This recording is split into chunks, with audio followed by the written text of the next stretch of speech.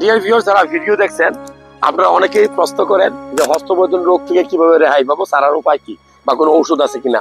আমি বলবো হস্তমৈথুন রোগটা এটা কোনো রোগ না, এটা একটা খারাপ অভ্যাস। আপনি কোনো বন্ধু বান্ধবের পালায় পড়ে এটা শিখছেন, এটা এখন ছাড়তে পারতেছেন না।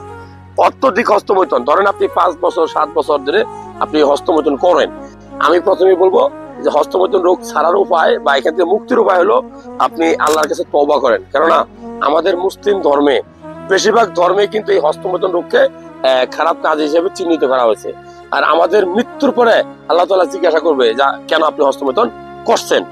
আর ডাক্তার হিসেবে বলবো আপনি চাইলে মাসে 4-5 দিন হস্তমৈথুন করতে পারেন, কিন্তু একটা খারাপ কাজ যখন আপনি শুরু করবেন তখন কি 4-5 দিন মাসে করবেন নাকি ডেইলি 4-5 করবেন? অনেক মানুষ আছে আমাদেরকে বলে যে স্যার যতবার ভাত খাইছি তার চেয়ে বেশি হস্তমৈথুন করছি দিনে। এটা কিন্তু সত্যি কথা।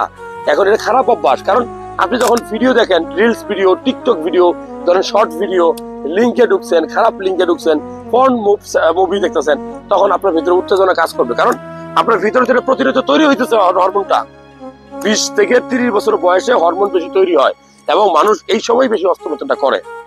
অতিরিক্ত হস্তমৈথুন করলে কি সমস্যা?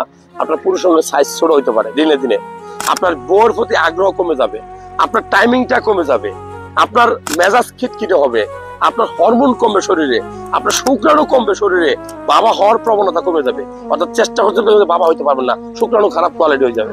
যাই হোক, হস্তমৈথুন যারা করেন এটা আমি বলবো যে ভালো কাজ না, এটা খারাপ কাজ, এটা ছেড়ে দেওয়াটাই উত্তম। এবং সারার উপায় হলো 5 ওয়াক্ত নামাজ পড়বেন, ভালো হাদিস কোরআনের ওয়াজ শুনবেন, হস্তমৈথুন সম্পর্কে ভালো ভালো তথ্য কালেক্ট করবেন।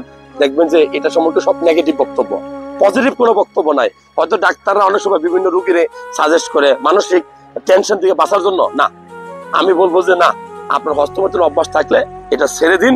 এটা ছেড়ে দ্রুত বিয়ে করুন, ঘর সংসার করুন, আল্লাহ তাআলা আপনার উপর রহমত নাজিল করবে।